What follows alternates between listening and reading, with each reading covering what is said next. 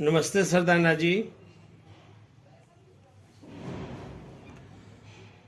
ओम यस्येमे हिमवन्तो महेत्वा यस्य समुद्रं रसया सहाहु यस्येमा प्रदिशो यस्य बाहु कस्मै देवाय हविषा विधेम कस्मै देवाय हविषा विधेम।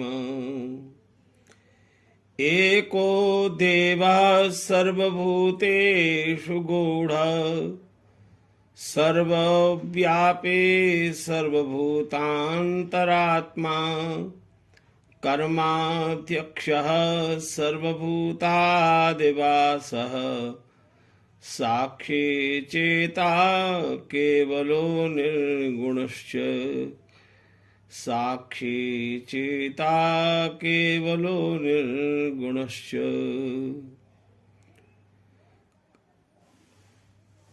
आज हम सब आर्य समाज जनकपुरी के तत्वावधान में 2 वेदों का यज्ञ सामवेद और यजुर्वेद का पूर्ण हुआ है और अभी ऋग्वेद की पावन ऋचाओं के द्वारा प्रातःकालीन पवित्र वेला में प्रतिदिन यह यज्ञ अनवरत गति से चल रहा है। कोरोना काल के इस भीषण संकट में चारों वेदों की द्वारा यज्ञ करने की ये दृढ़ संकल्प आर्य समाज जनकपुरी ए ब्लॉक नई दिल्ली के समस्त अधिकारियों ने किया है। उनके माननीय प्रधान जी, मंत्री जी, समस्त कार्यकारिणी के सदस्यगण, स्त्री आर्य समाज की माननीय प्रधाना जी, मंत्रिणी जी और समस्त पूज्या मातृशक्ति, वहाँ के धर्माचार्य हमारे प्रिय भाई देवेंद्र शास्त्री जी, भिन्न भिन्न आर्य समाजों से यज्ञ और वैदिक संस्कृति के प्रति आस्थावान धर्मानुरागी सज्जन वृंद, पूज्या मातृशक्ति, संध्या के मंत्रों का व्याख्यान का क्रम चल रहा है और आज का जो प्रतिपादित विषय है मनसा परिक्रमा के 6 मंत्रों पर आज हम चिंतन और मनन करेंगे। यह विषय बहुत व्यापक है, लेकिन प्रयत्न रहेगा कि हम अपनी समय की अवधि में इस विषय पर गहन चिंतन मनन करें और आज अपने मन में चारों ओर परमात्मा की महिमा का अनुभव करें। सज्जनों, माताओं, प्रथम शब्द है मनसा परिक्रमा। मनसा शब्द मनः का तृतीया व्यक्ति का एक वचन है और इसका अर्थ है मन के द्वारा। परिक्रमा का अर्थ है चारों ओर घूमना। परिक्रमा शब्द में परि उपसर्ग है और परि का अर्थ होता है चारों ओर, क्रमोपाद विक्षेपे धातु है। तो परिक्रमा का अर्थ हो गया चारों ओर विचरण करना, चारों ओर अनुभव करना, चारों ओर भगवान की महिमा का दिग्दर्शन करना, अपने मन में कोने कोने में भगवान की महिमा की अभिव्याप्ति करना। इसलिए शास्त्र में ये कहा गया तत्रैकाग्रम मना कृत्वा, भगवान की साधना के लिए जब बैठे तो अपने मन को एकाग्र करके बैठे। एकाग्र का अर्थ क्या है? 1 + अग्र, एक ही है आगे, अग्र माने आगे, लक्ष्य। तो मन का लक्ष्य केवल परमात्मा ही है। आज तक हमने अपने मन से संसार को बहुत देख लिया, संसार के पदार्थों का बहुत स्वरूप देख लिया, संसार के लोगों को देखा, अपने परिवार के लोगों को देखा, हमारे मन में बहुत कुछ संसार से मित्रता करके देख लिया, लेकिन वहां मिला कुछ नहीं। जीवन का सार तो उसमें है जो हमारा मन का अधिपति परमात्मा है। इसलिए केन उपनिषद में आया केने शितम मनहा प्रेषितम, ये कौन है जिसने मन में इच्छाओं की अभिव्यक्ति की है। तो आइए जिस मन के रचनाकार हुआ प्रभु, जिन्होंने मन की दिव्य शक्ति हमें दी है, आज अपने मन के द्वारा उस भगवान की गाथा को गाएं। इसलिए हमारे शास्त्रों में कहा गया मन एव मनुष्याणाम कारणम बंध मोक्षयो, मन ही मनुष्य के बंधन और मुक्ति का कारण है। संसार के विषय वासनाओं में मन के द्वारा ही हम बंधन में बंध जाते हैं और संसार के प्रति वैराग्य धारण करते हुए और अपने मन को भगवान की ध्यान में लगाने से हम मुक्ति के मार्ग पर अग्रसर हो जाते हैं। इसलिए कहा कि संध्या के अंदर ऋषि ध्यानी महाराज ने ऐसी पद्धति रखी कि गायत्री मंत्र और षंडो देवी से आचमन करने के पश्चात इंद्रिय स्पर्श मंत्रों में 10 प्रकार से इंद्रियों की पवित्रता कर ली। फिर मार्जन मंत्रों के 8 भावों में इंद्रियों का परिमार्जन हो गया, शुद्धिकरण हो गया। फिर प्राणायाम के द्वारा 7 प्रभु के वचनों का उच्चारण किया और 7 भगवान के उन मंगलकारी वचनों के द्वारा प्राण का आयाम किया, प्राणायाम किया। अब प्राण की शुद्धि भी हो गई और उसके पश्चात अघमर्षण के 3 मंत्रों से अघ पापों का मर्षण हो गया। अब देखो, इससे पहले हम 4 चीजें कर चुके, इंद्रिय स्पर्श, मार्जन, प्राणायाम, अघमर्षण। अब इतनी अवस्था के बाद अब मन की उच्चतम अवस्था आ गई है, ये पूर्वावस्था है 4। अब मन की उत्तरावस्था आ गई, अब मन निर्मल हो गया, कुंदन हो गया। अब मन में भगवान की इस दिव्यता से मन में ज्ञान ज्योति, भक्ति ज्योति, श्रद्धा ज्योति, समर्पण की ज्योति, नमः ज्योति और द्वेष वृत्ति की विनाश की ज्योति जगानी है। क्या बात है। आइए अपने मन में भगवान की इस महिमा को समझें। और अभी तक हमने बाहर का तीर्थाटन किया था, आज मनसा परिक्रमा में 6 दिशाओं में भगवान की महिमा का तीर्थाटन करेंगे।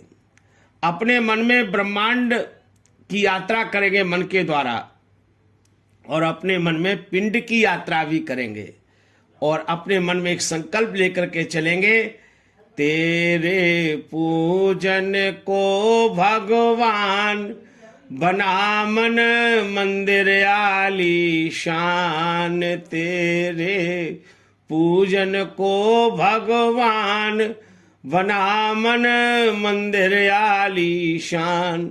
तो मेरा मन मंदिर आलीशान बने। हम जिस घर में बैठे वो घर बहुत सुंदर है, हम जिस मंदिर में बैठे वो मंदिर बहुत सुंदर है, हम जिस यज्ञशाला में बैठे वो यज्ञशाला बहुत सुंदर है, लेकिन आज मेरा मन सुंदर बन जाए। क्या बात है, मेरा मन पवित्र हो जाए। उस मन की पवित्रता के लिए अब यात्रा प्रारंभ करते हैं। तो यहाँ 6 दिशाएं हैं, प्राची दिग अग्नि अधिपति और दक्षिणा दिग इंद्र अधिपति, प्रतीचि दिग वरुण अधिपति, उदीची दिग सोम अधिपति, ध्रुवा दिग विष्णु अधिपति, ऊर्ध्वा दिग बृहस्पति अधिपति ही। मंत्र आपको याद है, इसलिए मैं मंत्र को उच्चारण न करते हुए आपको सीधा दिशा में ले चलते हैं। तो ये जो प्राची दिशा है, इसका नाम प्राची है। ये प्राची शब्द कितना सुंदर है। ये प्राची शब्द का निर्माण प्र उपस्वर पूर्वक अंचु गति पूजने धातु से गी प्रत्यय करके शब्द बनेगा प्राची। तो प्राची का अर्थ है तेजो वै ब्रह्म वर्षसम प्राची, भगवान के तेज का व्याप्ति प्राची में है। और श्री दयानी महाराज प्राची का अर्थ संस्कार विधि में लिखते हैं, शुद्ध देश, पवित्र आसन पर जिधर की ओर का वायु हो उधर को मुख करके बैठना ऐसा ऋषि दयानी महाराज ने प्राची का अर्थ संस्कार विधि में किया है। पंचमहायज्ञ विधि में ऋषि दयानी महाराज प्राची का अर्थ करते हुए लिखते हैं, यत्र स्वस्य मुखम सा प्राची, जिधर मेरा अपना स्वयं का मुख है वह प्राची दिशा है। महाराज दूसरा अर्थ प्राची का लिखते हैं, यश्याम सूर्या उदेति सा अपि प्राची दिक् अस्ति, जिस दिशा में सूर्य का उदय होता है वह भी प्राची दिशा है। तो प्राची दिशा का अर्थ यहां पूर्व ही नहीं है, जिधर और हम संध्या करते हैं मुख करके, ऋषि दयानी महाराज कहते हैं जिधर का वायु हो और उधर ही प्राची दिशा माननी चाहिए, उधर ही मुंह करके संध्या करनी, जिससे प्राणायाम करते समय हमारे अंदर से जो दुर्गंध वायु निकलती है वो पीछे की ओर से निकल जाए, ये इसका अभिप्राय है। इसलिए संध्या का अर्थ ये नहीं है कि जिधर से सूर्य निकला उधर ही मुंह करो, ऐसा अर्थ नहीं समझना। ऋषि दयानी ने यह अर्थ संस्कार विधि में किया है। तो प्राची दिशा का अधिपति कौन है? अग्नि। अब अग्नि का अर्थ कितना सुंदर है। भगवान को अग्नि क्यों कहते हैं? अघि गतु धातु से अग्नि शब्द बना, नी प्रत्यय करके। तो विराट अग्नि, जो परमात्मा विराट है उसका नाम अग्नि है। और अग्नि एवं ब्रह्म, अग्नि ही ब्रह्म है। और वो कहा ऐसा परमात्मा जो अग्नि रूप है, और अग्नि का अर्थ है ज्ञान स्वरूप परमात्मा। तो प्राची दिशा में हमारा मन भगवान के अग्नि स्वरूप का ध्यान करे, क्या बात है, जो हमारा मन सामने की ओर रहे। अब देखो भगवान का ये दिव्य अर्थ जो अग्नि है ज्ञान स्वरूप है, ज्ञान की गंगा में स्नान कर ले मेरा मन, ये प्राची दिशा का स्वरूप है। और भौतिक अर्थ में लेंगे तो ये जो सूर्य है जिसके लिए हम यज्ञ में आहुति दे रहे हैं, सूर्यो ज्योति ज्योति स्वाहा, तो सूर्य की इन पावन रश्मियों की महत्ता में मेरा मन डूब जाए। यज्ञ करते करते ये सूर्य की रश्मियों को प्रातः काल जब हमारी दृष्टि पड़ती है, उन सूर्य की पावन ज्योति को देख करके मेरा मन गदगद हो जाए, ऐसा भी यहां सुंदर भाव है। और इसका जो नेत्र ज्योति, अब देखो हमारे ये तो ब्रह्मांड की बात हो गई, पिंड में आ जाइए। पिंड में हमारी जो नेत्र है, हमारी आंखें हैं, जिनको हम संध्या में हमने प्रार्थना की चक्षु चक्षु, जिसको यज्ञ से हम पहले प्रार्थना करते हैं, ओम अक्षुण में चक्षुरस्तु, मेरी दोनों आंखों में अक्षणो हो, दोनों आंखों में चक्षु अस्तु, देखने का सामर्थ्य हो। तो अपनी आंखों में भी भगवान की महिमा का दर्शन करना है, क्या बात है। पिंड में भी भगवान की महिमा का दर्शन कर लिया। तो कहते हैं अधिपति, ये जो प्राचीन अग्नि अधिपति है ना, ये अग्नि अधिपति कैसा है?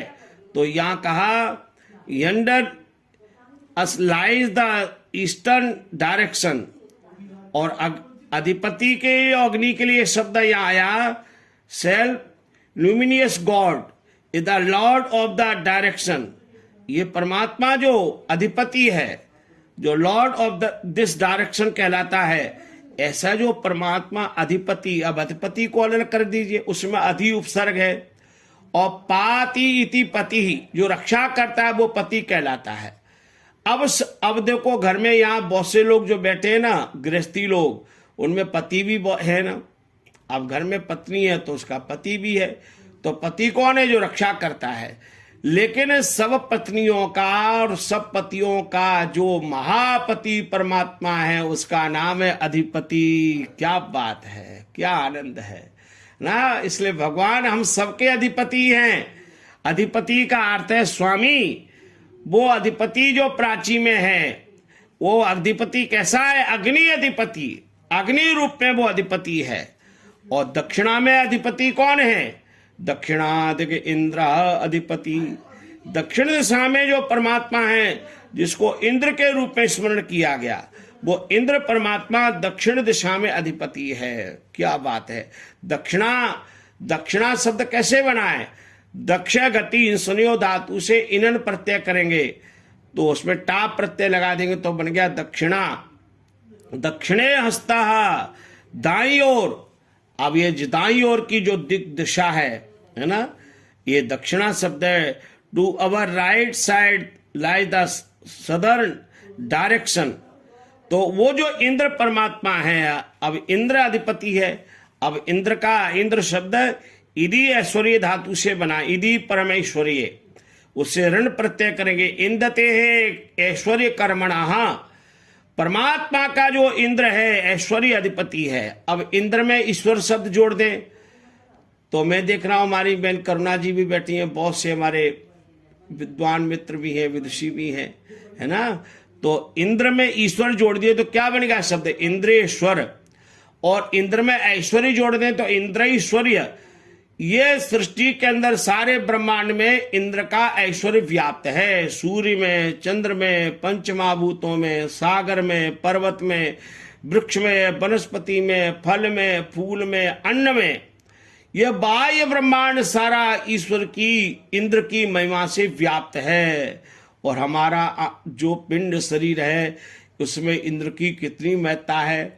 उस इंद्र ने हमें जो शक्तियां दी हैं, 5 ज्ञान इंद्रियां, 5 कर्म इंद्रियां, इनका नाम इंद्रिय क्यों है? ये इंद्र का इंद्रियत्व इनमें विद्यमान है, इंद्र का ऐश्वर्य है। क्या दुनिया में कोई आंख बना सकता है क्या देखने का? आंख में खराबी आ जाए तो डॉक्टर चिकित्सा कर सकता है, लेकिन क्या परमात्मा का इंद्र है? वो इंद्र कैसा है? उसने आंखों में देखने की शक्ति दे दी, नासिका में गंध की शक्ति दे दी। एक ही जगह है, आप कल्पना करो, ये हमारा मुख का क्षेत्र कितना बड़ा है, इतना ही क्षेत्र है। यहाँ कान है, यहाँ आंखें हैं, यहाँ नाक है, यहाँ मुंह है। क्या इंद्र का ऐश्वर्य है! क्या प्रभु तुम्हारी महिमा है!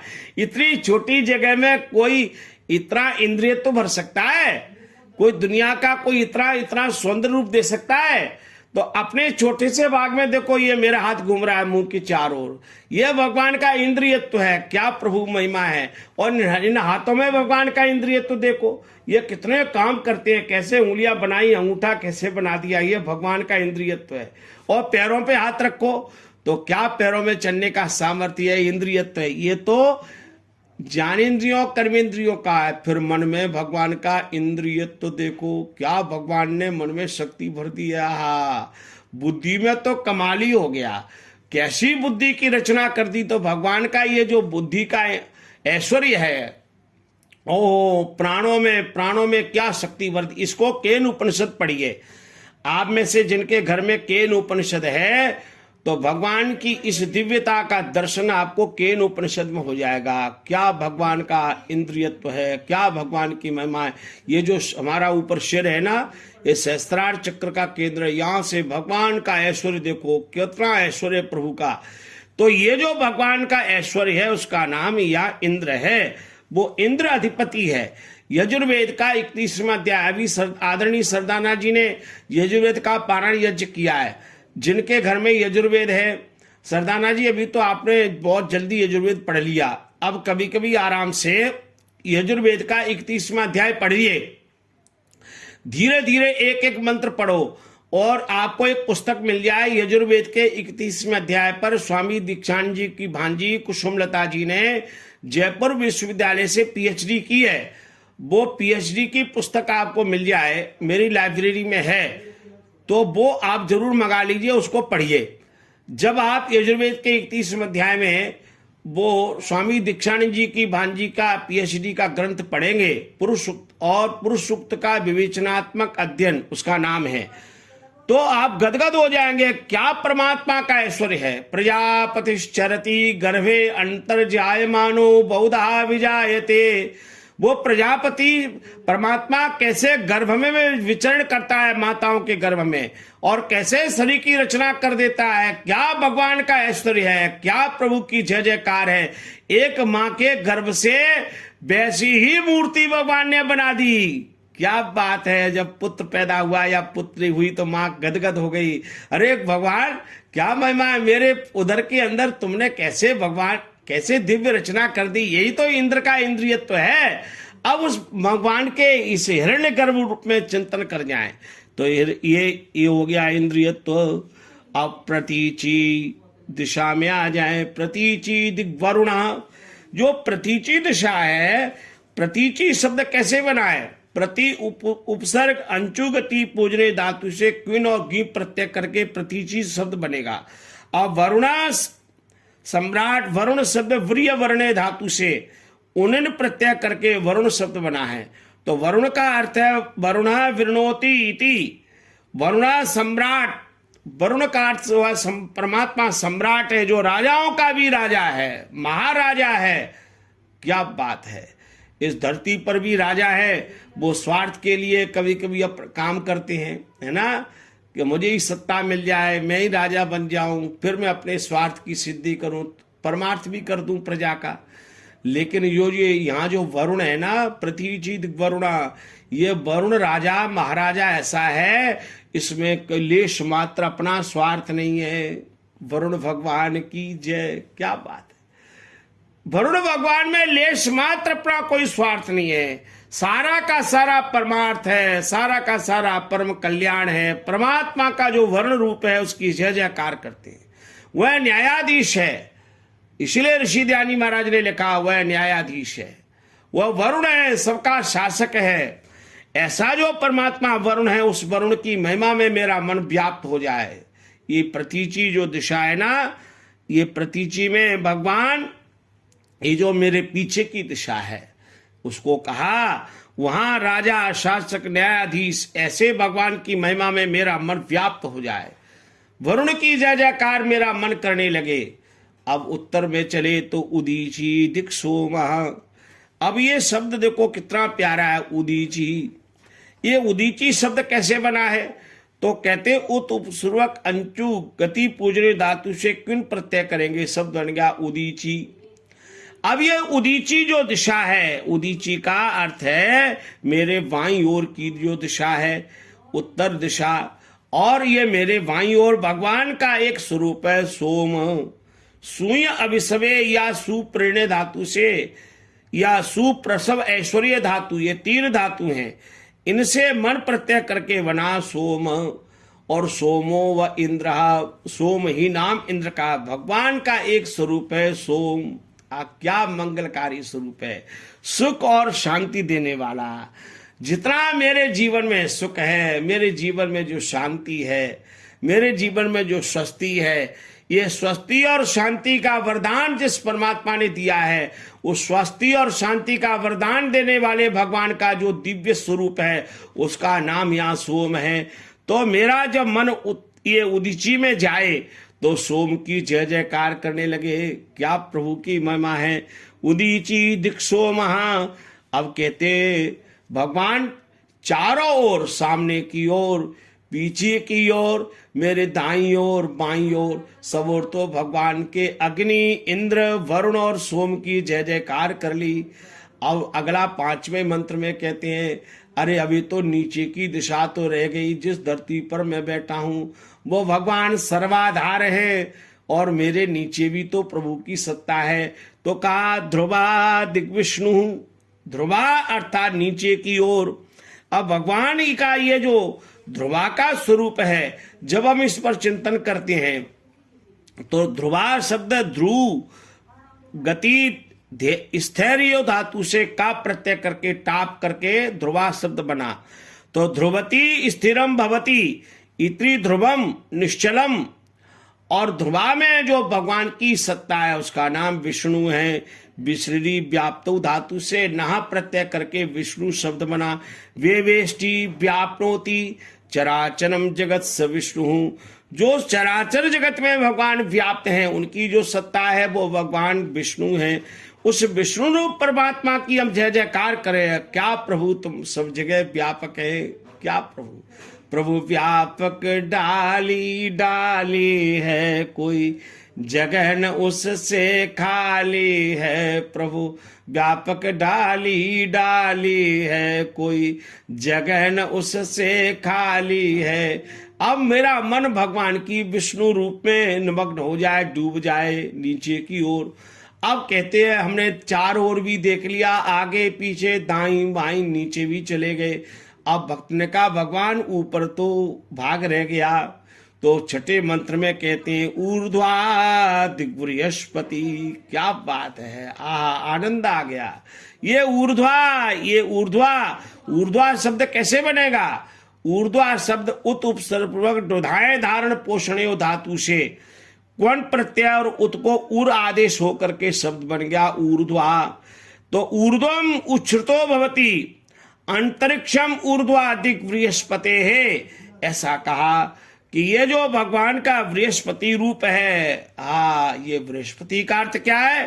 तो बृहस्पति का अर्थ है बृहत प्लस पति, और ब्रह्म वही बृहस्पति ही, शास्त्र कहते हैं ब्रह्म ही बृहस्पति है। बृहता पातयिता पालयिता, जो संसार का पालन करने वाला है, उस भगवान का नाम बृहस्पति है। तो अब भगवान के उस बृहस्पति रूप का हमारा मन निमग्न हो गया, क्या बात है। अब हमने भगवान के 6 अधिपति जान लिए, अग्नि अधिपति, इंद्र अधिपति, वरुण अधिपति, सोम अधिपति, विष्णु अधिपति और बृहस्पति अधिपति की जय जयकार हो गई। अब आगे चलते हैं तो कहते हैं ये जो 6 अधिपति हैं, अब इनके 6 गुण हैं ईश्वर के, ये जो गुण हैं उनके लिए 6 शब्द आए हैं। 3 शब्द तो ईश्वर के गुणवाचक हैं और 3 ईश्वर के बनाए पदार्थों की महिमा का गुणगान गा रहे हैं। तो यहां पहले मंत्र में आया अशितः, और अशितः प्राची दिग्ग्नि अशितः दक्षिणादिग इंद्र अधिपति। वहां ये जो 3 शब्द है अशिता और स्वजः श्वित्रः, ये अशिता आया प्राची में और स्वजा आया कहाँ? उदीची में, और शुक्र आया ऊर्ध्वाधिक बृहस्पति में। ये भगवान के लिए 3 शब्द है, और 3 शब्द भगवान की रचे हुए पदार्थों के लिए आए हैं। वो कौन कौन से हैं? पहला है दक्षिणाधिक इंद्र अधिपति तिरश्चिराजी, यह एक शब्द है तिरश्चिराजी दक्षिणा में, और प्रतीची में आया प्रदाकु, और ध्रुवा में आया कलमा शिग्रीवा। अब जिनके पास संध्या की पुस्तकें लेकर के बैठ जाइए, देखिए ध्यान से, ये 3 तो भगवान की महिमा है। कौन कौन सी? अशितः, स्वजः, श्वित्रः, और 3 भगवान के रचे हुए पदार्थों के लिए नाम आए हैं। कौन कौन से? तिरश्चिराजी 1, प्रदाकु 2 और कलमा शिग्रीवा 3। तो पहले हम अशिता को समझ लें। भगवान का अशिता, ये जो अशिता प्रभु कैसे हैं? प्राची में अशिता शब्द का सिंह बंधने धातु से न शिता अशिता, जो स्वयं बंधन रहित हैं। जो स्वयं बंधन रहित होगा वही तो दूसरों के बंधन काटेगा। क्या प्रभु तुम्हारी जय जयकार है। भगवान हमारे सारे बंधनों को काट देते हैं। एते शतम वरुण हे सहस्रम यजिया पाशा वितता महंतः। हम बृहद यज्ञ करते तब ये मंत्र आता, ये ते शतम, ये जो आपके सैकड़ों, सहस्रम हजारों, यजिया पाशा, जो प्रकृति के बंधन है, तेभ्यो मुंचतु, उनसे प्रभु मुझे मुक्त कर दो। तो मुक्त कौन करेगा? जो स्वयं मुक्त होगा वही तो मुक्त करेगा, और जो स्वयं बंधन में पड़ा वो दूसरे के बंधन कैसे काटेगा। तो भगवान का कितना दिव्य स्वरूप है। अशिता प्रभु आप बंधन रहित हैं, और भक्त कहता मेरे बंधन भी काट दो, है ना। तो ये भगवान का जो कितना सुंदर स्वरूप है अशिता। अब अशिता जो भगवान का ये दिव्य स्वरूप है, उस अशिता के लिए कितनी सुंदर प्रार्थना यहाँ की गई। अशिता he is the free from all फेल्टर्स।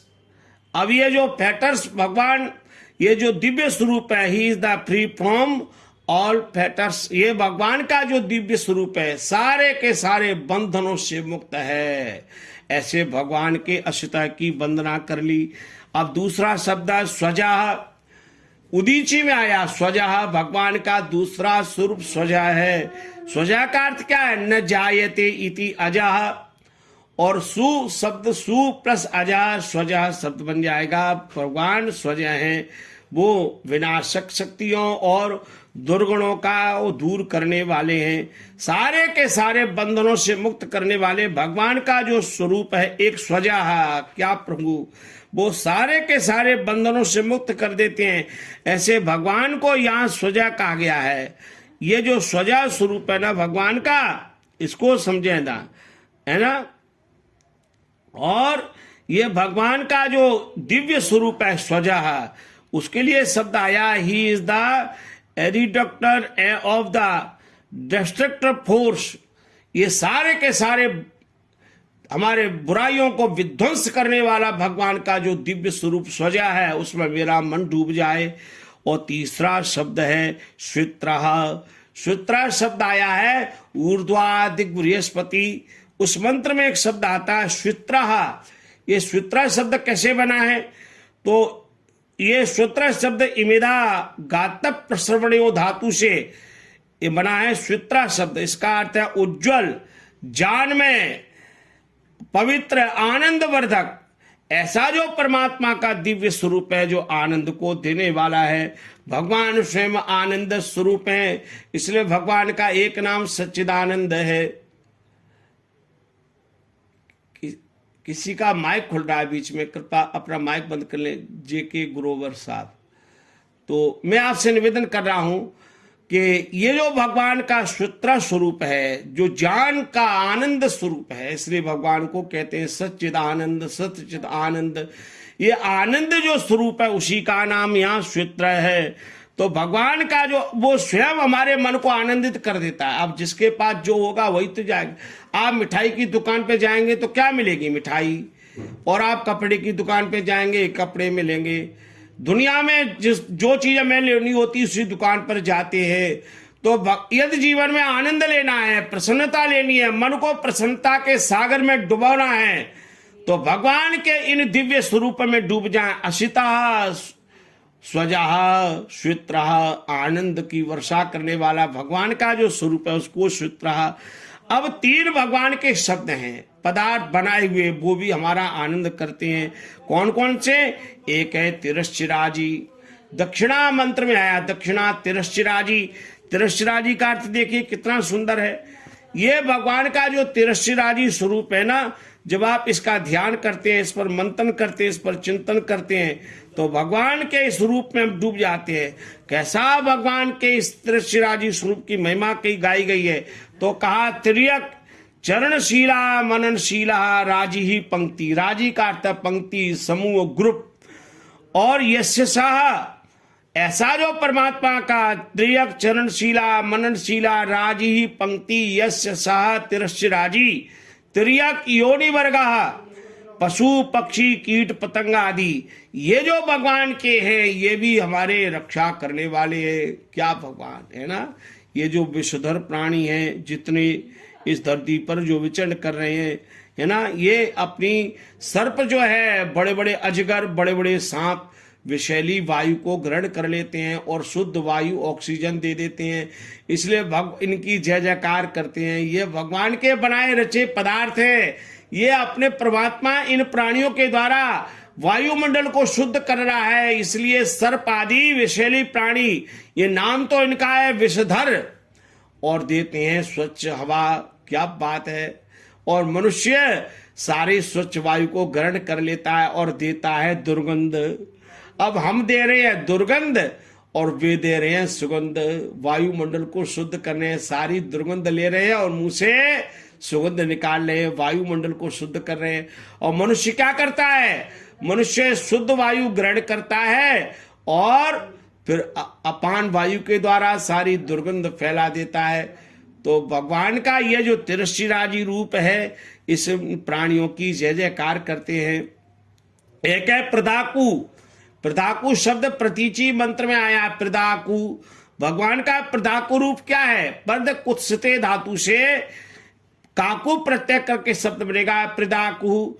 तो प्रदाकु का अर्थ है ये जो विषधर बड़े बड़े भयंकर प्राणी हैं, अजगर आदि, है ना, ये सब प्रदाकु कहलाते हैं। अब ये जो प्राणी हैं ये भी भगवान की सृष्टि में, भगवान के कार्य में सहायक हैं। ये भी वायु देवता को शुद्ध करने का काम कर रहे हैं। तो इनकी भी भगवान के रचे इन पदार्थों की वंदना की गई है। क्या बात है, कैसा स्वरूप भगवान का है। और इस मंत्र में अगले जो मंत्र है ध्रुवा, ध्रुवा मंत्र में एक शब्द आया कलमाश ग्रीवा। क्या सुंदर शब्द है, क्या सुंदर भाव है। अब कलमाश ग्रीवा का अर्थ समझ लीजिए। कलमाश ग्रीवा का अर्थ है कलमाशाह हरित वर्णा वृक्षादय ग्रीवावत यस्य स कलमाश ग्रीवा। तो ये कल शब्द में क्विप प्रत्यय करेंगे तब बनेगा तम्माशयति अभिभवति ग्रीवा ग्रीनिवर्णे धातु से बनेगा। तो कलमाश ग्रीवा का एक अर्थ और मिलता है, शुभम कर्म श्यति नाशयति इति कलमाशा। कलमाशा ए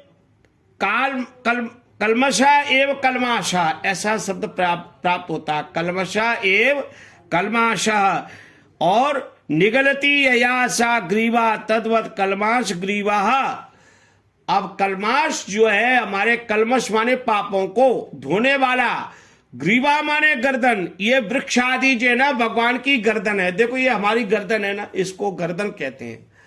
अब हमारी गर्दन से कोई सृष्टि का उपकार हो रहा है क्या? इस गर्दन के द्वारा तो हम अपना ही लाभ कर रहे हैं, लेकिन जितने वृक्ष हैं, वनस्पतियां हैं, पेड़ हैं, ये जो पेड़ है ना, नीम का पेड़, आम का पेड़, बरगद का पेड़, पीपल का पेड़, क्या बात है। ये जो पीपल का पेड़ है, ये इसको गीता में कहा वृक्षाणाम अश्वत्थोऽस्मि। भगवान सारे वृक्षों में ये पीपल के वृक्ष है, अश्वत्थ कहते हैं पीपल के पेड़ को। ये पीपल का पेड़ अपने पत्तों के द्वारा, पीपल के पत्ते देखें, जब हमारा घर जब गांव में है तो वहां गांव में हमारे घर के सामने पीपल का पेड़ है बहुत बड़ा। और हमारे यहाँ तो हिंदू समाज में पीपल के पेड़ को काटते नहीं है और आप पूजा करते हैं। क्यों पूजा करते हैं? पीपल की हमेशा ऑक्सीजन दे रहा है। तो ये पीपल के पेड़ की बड़ी बड़ी डालियां हैं ना, ये भगवान की गर्दन है। ये है कलमाश ग्रीवा। कलमाश माने वृक्ष वनस्पति आदि, ग्रीवा माने गर्दन। ये भगवान की गर्दन है, भगवान की महिमा की जय जयकार कर रहे हैं। हर पेड़ गाते गाते भगवान को हिलते डुलते झूमते भगवान का काम कर रहे हैं। इसलिए मंत्र में आया कलमाश ग्रीवा। क्या बात है। ये कलमाश वृक्ष आदि भगवान की गर्दन है और ये भगवान की रक्षा का काम कर रहे हैं।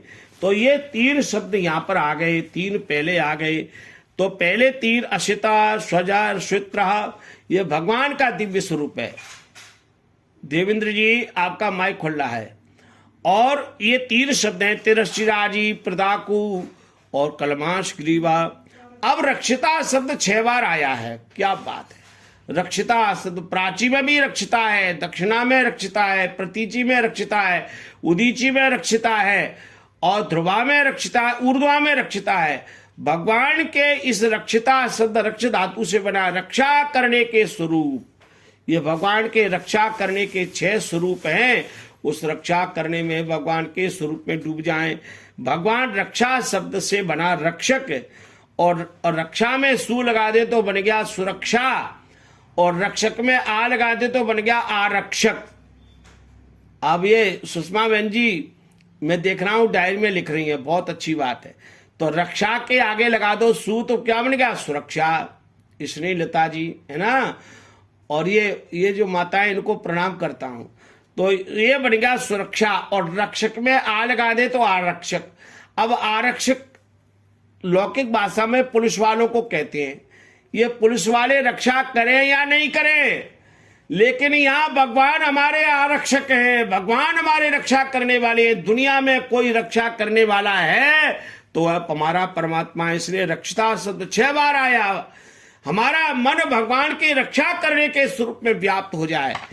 अब रक्षा भगवान कैसे करते हैं इसका एक उदाहरण समझ लीजिए। महाभारत का युद्ध जब कुरुक्षेत्र के मैदान में हो गया तो उस समय समीक ऋषि अपने शिष्यों को लेकर के कुरुक्षेत्र के मैदान में गए। समीक ऋषि ने अपने शिष्यों से कहा, देखो युद्ध का भयंकर दुष्परिणाम क्या है। जैसे अभी रूस के द्वारा यूक्रेन पे जो युद्ध हो रहा है, तो यूक्रेन की जो हालत हो रही है वही हालत किसी समय कुरुक्षेत्र की थी। यूक्रेन से भी भयंकर थी। यूक्रेन में तो अभी जो हो रहा है वो महाभारत की युद्ध जैसा स्वरूप नहीं है, आप कल्पना कर लो।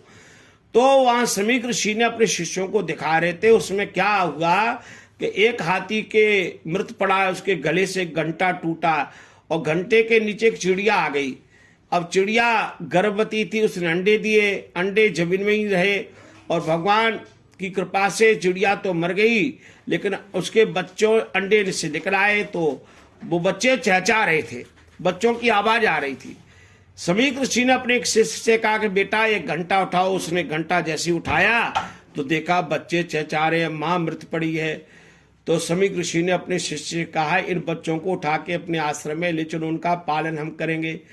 तो एक शिष्य ने प्रश्न किया, माताओं बहनों, कि गुरुजी, जिस परमात्मा ने इतनी विषम परिस्थिति में अभी तक इन बच्चों की रक्षा की, इनकी मां मर गई, अंडे आ गए, अंडे से बच्चे निकल आए, घंटा ऊपर है और जमीन के अंदर बच्चे भगवान रक्षा कर रहे हैं, तो प्रभु आगे भी रक्षा करेंगे, हम क्यों आश्रम में ले जाएं?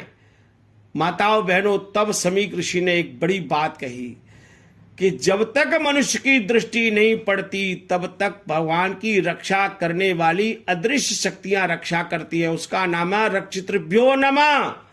भगवान आपकी इन अदृश्य शक्तियों को रक्षा करने वाली शक्तियों को मैं नमन करता हूं। और जब मनुष्य की दृष्टि पड़ जाए तब समझ लेना भगवान ने मुझे वहां भेज दिया है, अब भगवान का काम पूरा हो गया, अदृश्य शक्तियों का काम पूरा हो गया। अब दृश्य शक्तियां जो मानव है वो रक्षा करने का काम करे। अब आप जीवन में व्रत धारण कर लो। कितने कितने जीवन में ऐसी बार समय आया होगा कि मृत्यु स्पर्श करके चली गई। मैं जब दिल्ली में पढ़ा रहा था तो RK पुरम सेक्टर 8 के में था, तो मैं स्कूटर से निकला और एक ट्रक आगे जा रहा था। अब मैंने सोचा वो उसके आगे से मैं स्कूटर निकाल दूं, और मैंने जैसे ही आगे स्कूटर बढ़ाया तो पीछे से गाड़ी इतनी स्पीड में आ रही और मेरे बगल से सी करती चली गई। एक क्षण के लिए मुझे लगा बस जीवन खत्म हो जाएगा। उसके जाने के बाद मैंने स्कूटर साइड में रोका, बैठ करके फिर बहुत घबराहट भी हो गई थी, मन को शांत किया, भगवान की जय जयकार की, प्रभु कैसे आज आपने जीवन की रक्षा कर ली, आज तो मेरी जीवन की पूर्णाहुति हो जाती। क्या आप ऐसे जीवन में अनेक बार ऐसे दृश्य आए जहां मौत स्पर्श करके चली गई। बिल्कुल कोरोना काल में तो मैं 15 दिन मेरी आवाज ही चली गई, जैसे मैं आज बोल रहा हूं बोल ही नहीं पाता था। 15 दिन तक बिल्कुल आवाज बंद। सारे सब लोग आश्चर्य करते थे। मैं किसी को फोन करता था तो लोग, मेरे साथी मुझे कहते थे, शर्मा सर आपकी आवाज नहीं है, आप नहीं बोल रहे हैं। मैंने कहता था हाँ मैं ही बोल रहा हूं सर, आपकी तो आवाज है ही नहीं। तो मेरे सारे अध्यापक साथी भी आश्चर्य में पड़ गए कि आवाज कैसे बदल गई। धीरे धीरे धीरे धीरे आवाज लौट करके आई। ये मैंने बहुत कोरोना काल में समझा इस बात को। मृत्यु भगवान की रक्षा करने वाले स्वरूप की मैं वंदना करता हूँ। आज आपके सामने बोल रहा हूँ, भगवान की रक्षा करने वाली शक्तियों का मैं हृदय से प्रणाम करता हूँ। कैसे परमात्मा रक्षा करता है ये मैंने जीवन में खुद अनुभव करके देख लिया। तो भगवान की रक्षा करने वाली शक्तियों की यहाँ वंदना हो रही है, उसके लिए हम जय जयकार करें। अब कहा 6 इशू है। अब 6 इशू कौन कौन से हैं? अब इशू शब्द ये ईश गति हिंसा दर्शनेशु या इशु इच्छायाम या इश गतौ धातु से इशू शब्द बना है। और इशू का इशु ईशवाह, भानु भानु भानवाह, साधु साधु साधवाह, गुरु गुरु गुरुवाह, ऐसे रूप चलते हैं ना, ऐसे ईशवा बहुवचन का रूप है। इसका मूल शब्द है इशु और बहुवचन में बन गया ईशवाह।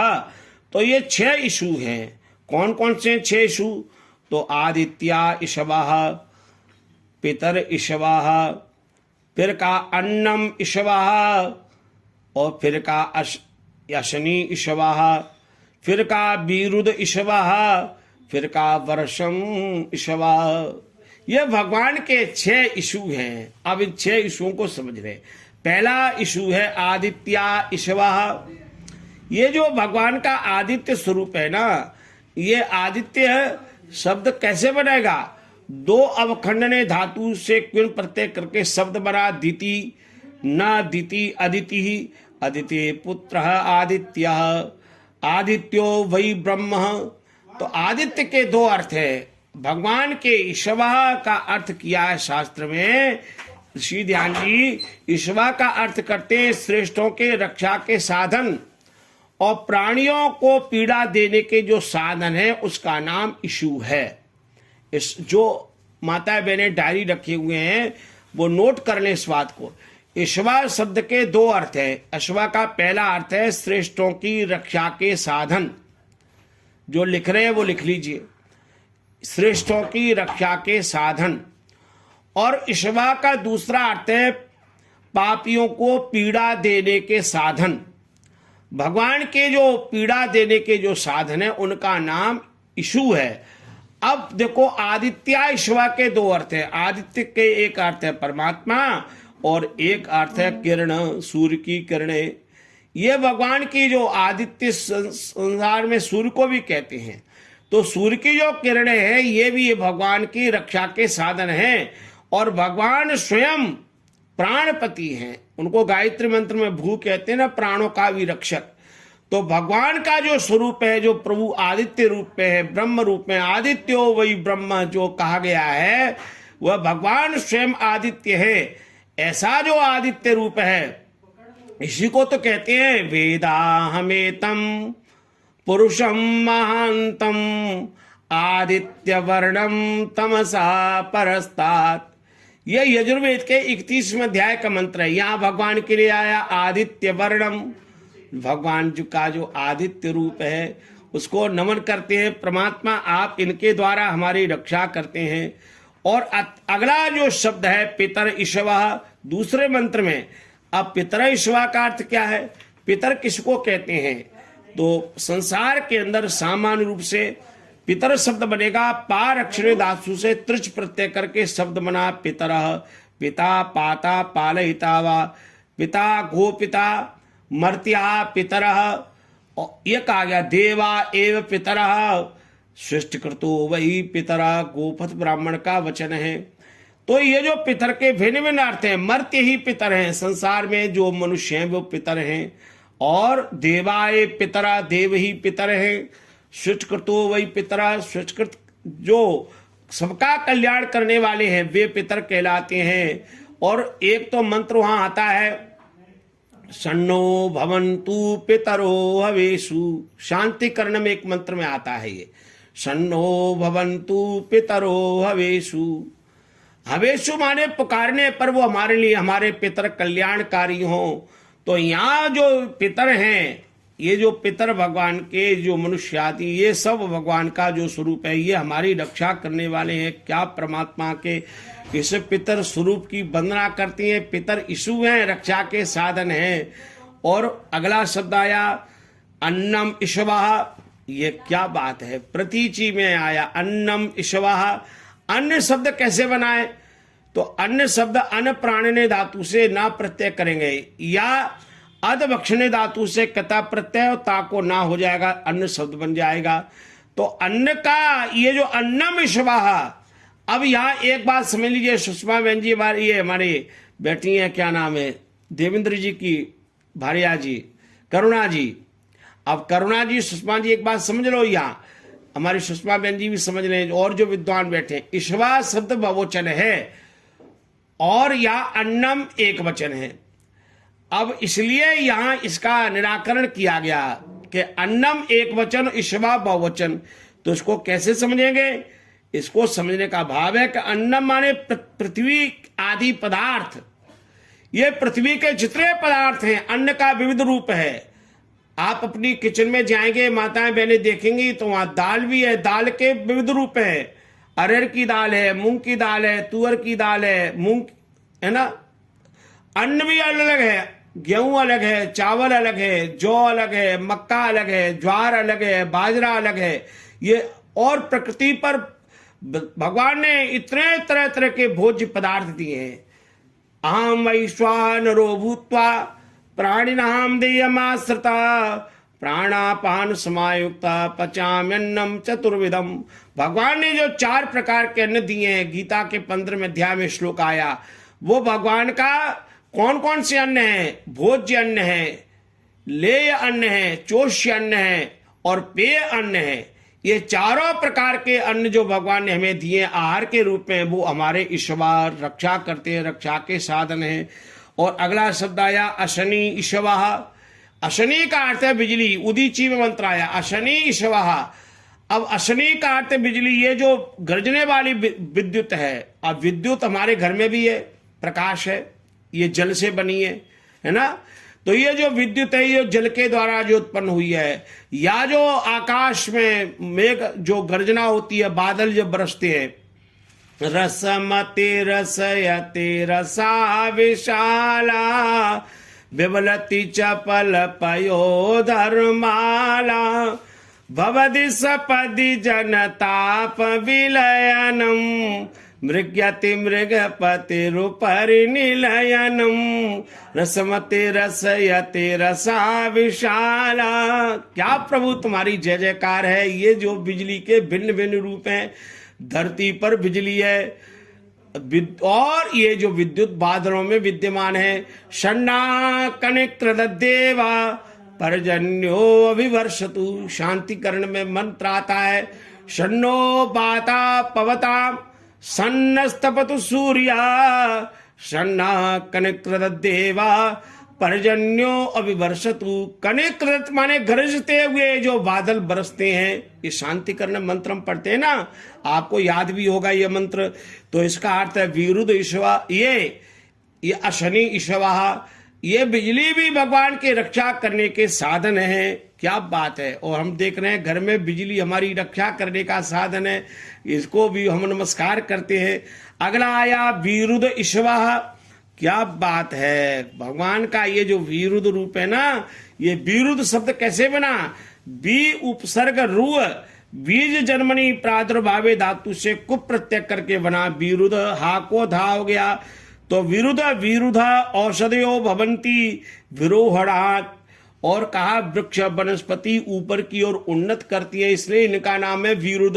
वृक्ष वनस्पतियां औषधियां, क्या बात है।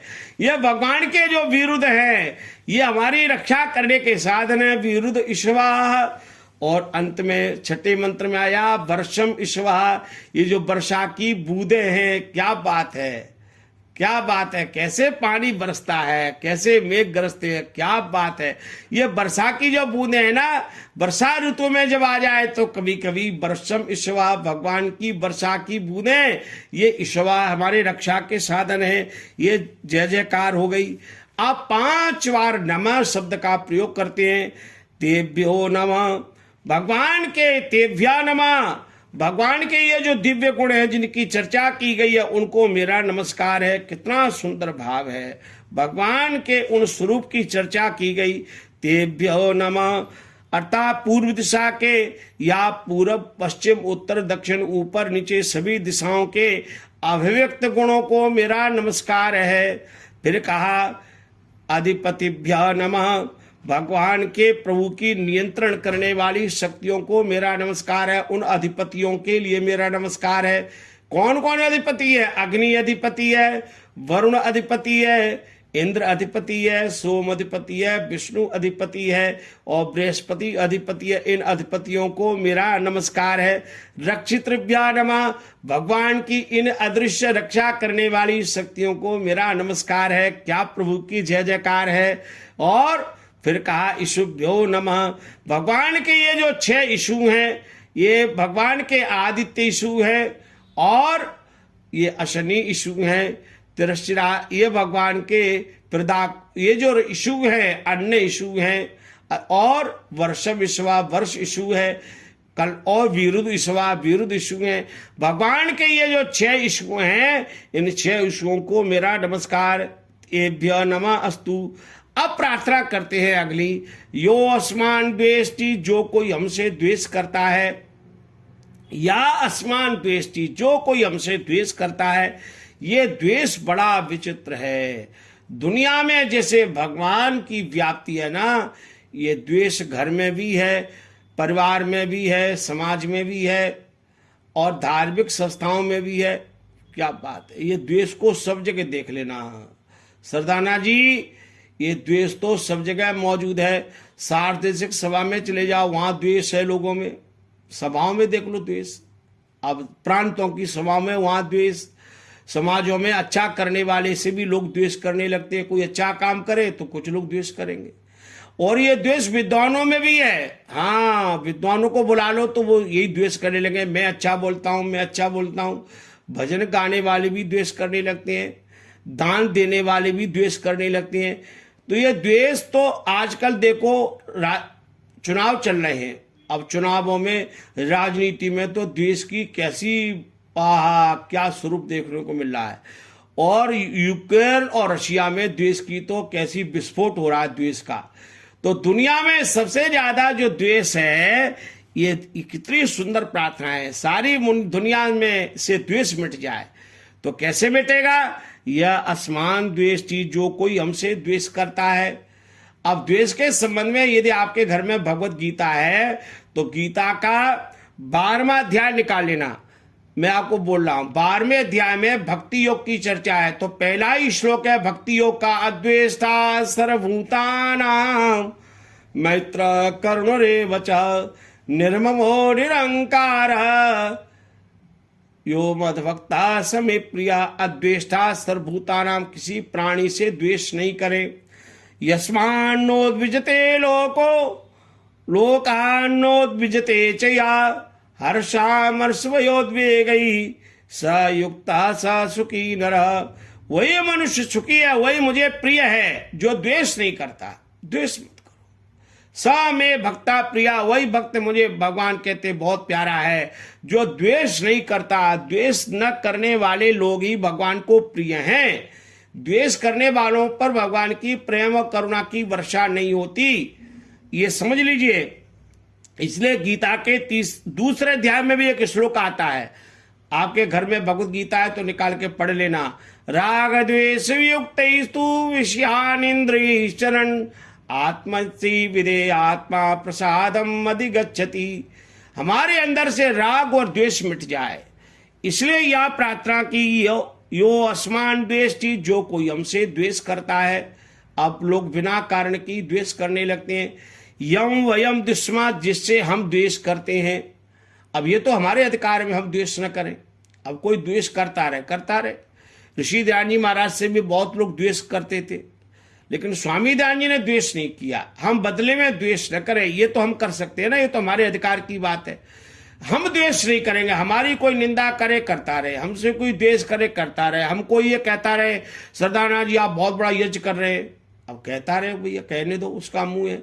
लेकिन सरदाना जी अपना काम करते रहे, नरुला जी अपना काम करते रहे, श्रीलता जी अपना काम करते रहे, हमारे प्रिय देवेंद्र शास्त्री जी अपना यज्ञ करते रहे, सुषमा बहन जी करती रहे, हमारी सुदेश चड्डा माता जी करती रहे। सब माताएं यहाँ जितने यज्ञ में भक्त लोग आते हैं ना, हम सब प्रतिदिन जुड़े, जितने लोग आज यहाँ बैठे, मेरी प्रार्थना है। तो ये जो हमारा, हम द्वेष नहीं करेंगे, हमने अपनी जिम्मेदारी हम ले, हम द्वेष नहीं करेंगे। योस्मान द्वेष यम वयम दिस्म तम्बो, तम माने उस द्वेष वृत्ति को जंभे भगवान की न्याय रूपी जबड़े में दधमा रखते हैं। अब यह विचार कर लें, भगवान का ये जो द्वेष्टि हेड्स, भगवान के प्रति ये जो द्वेष का, ये हमारे अंदर जो द्वेष का भाव है, उसको जंभे दधमा, हे भगवान in the joys of your justice, भगवान आपके इस जस्टिस, आपकी न्याय व्यवस्था में हम इस द्वेष को रखते हैं। तो ये कितनी सुंदर प्रार्थना है। इसके लिए यहाँ कहा गया, may we become free from artist and the hostility and bear friendship and brotherly love towards each others. Brotherly love, हम आपस में भाईचारे से प्रेम करें। ये जो भाव है ना, ब्रदरली लव, भाईचारा, भ्रातृत्व प्रेम, आइए हम ये इस मंत्रों के ये दिव्य भावों को स्वीकार करें। तो आज मैंने आपके सामने प्राची, पश्चिम, उत्तर, दक्षिण, ऊपर नीचे सब दिशाओं में 6 अधिपतियों की जय जयकार की, 6 अधिपतियों के दिव्य स्वरूपों की जय जयकार की, 6 रक्षिता के स्वरूपों की वंदना की, 6 ईश्वरों की वंदना कर ली, बार बार नमस्कार कर लिया। और एक बार नहीं 6 बार एक व्यक्ति ने मुझे पूछा कि आचार्य जी आज 6 बार द्वेष की बात क्यों कही गई? तो मैंने कहा 6 बार इसलिए कही गई कि मनुष्य में द्वेष की जड़ें बड़ी गहरी हैं। जैसे पेड़ों की जड़ें गहरी होती है ना, ये द्वेष ऊपर से चलता है सिर से। जैसे हम सिर पे पानी डालते हैं ना नहाते समय, तो सारा पानी नीचे तक आ जाता है। ये यहाँ भी द्वेष है, आंखों में द्वेष है, कानों में द्वेष है, मुंह में द्वेष है, सारा का सारा शरीर द्वेष से भर जाता है। तो वाणी से व्यक्ति द्वेष करता है, फिर कानों से दूसरों की बुराई सुनता है, आंखों से भी ऐसे ही करता है। तो ये द्वेष मिट जाए, इसलिए 6 बार प्रार्थना की गई। अब भगवान ने तो इतना कह दिया, अब इतने पर भी हमारा द्वेष न मिटे तो ऋषि ध्यान की शरण में आ जाओ। ऋषि ध्यान के जीवन से एक बात तो सीख लें। अंतिम बात कहते हुए विराम दूंगा। ऋषि ध्यान जी के महाराज के जीवन से एक बात सीख लेना है। ऋषि ध्यान से बड़े बड़े लोगों ने द्वेष किया।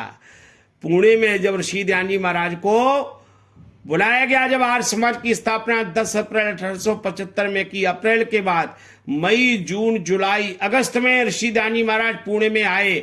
महादेव गोविंद रानडे ने बुलाया तो ऋषि ध्यान जी से वहां एक नकली ध्यान बिठा के, गधे में बिठा के पुणे की नगरी में घुमाया गया। द्वेष करने वालों ने कितना द्वेष किया, तो लोगों ने आकर कहा महाराज आप तो बहुत बड़ा अपमान हो गया। तो ऋषि ध्यान जी क्या कहते हैं हंसते हुए, ये बात हमें जीवन में सीखनी है।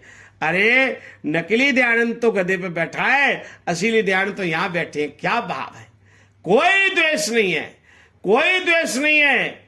पिलाए जहर के प्याले उन्हीं ना दान लोगों ने कि वो जिन के लिए अमृत का प्याला लेके आए थे। दयानंद देव वेदों का उजाला लेके आए थे। करों में ओम की पावन पताका लेके आए थे। अभी शिवरात्रि गई है 1 मार्च को। भगवान शिव का एक नाम नीलकंठ है। उन्होंने सारे विश्व को कंठ में धारण कर लिया, तो हम भी नीलकंठ बन जाएं। कोई हमसे द्वेष करे तो उसके द्वेष को अपने कंठ में से अंदर हृदय में न ले जाएं। हृदय में नहीं ले जाना, नीलकंठ भगवान बनना है। भगवान शिव से एक बात सीख लो, हमें तो कोई द्वेष करेगा तो हम नीलकंठ बन जाएंगे, हमसे कोई द्वेष करेगा तो ऋषि ध्यान की तरह से द्वेष को पीने वाले बन जाएंगे। तो ये जब द्वेष को जीत लिया माताओं बहनों, तो समझ लेना हमारा मनसा परिक्रमा पूरी हो गई। उपस्थान में जाने से पहले द्वेष को मिटा दो, द्वेष को मिट जाए तो अंतिम बात कहते हुए कहेंगे, बहा दो प्रेम की गंगा दिलों में, प्रेम का सागर हमें आपस में मिलजुल कर प्रभु रहना सिखा देना। हमें आपस में मिलजुल कर प्रभु रहना सिखा देना। तो आर्य समाज ए ब्लॉक जनकपुरी के सब अधिकारियों का, माताओं का, जितने यहाँ सज्जन बैठे हैं भिन्न भिन्न स्थानों से, भिन्न भिन्न अपने घरों से, आर्य समाजों से, सब माताओं सज्जनों को मेरा प्रणाम। इन शब्दों के साथ ओम शांति शांति शांति।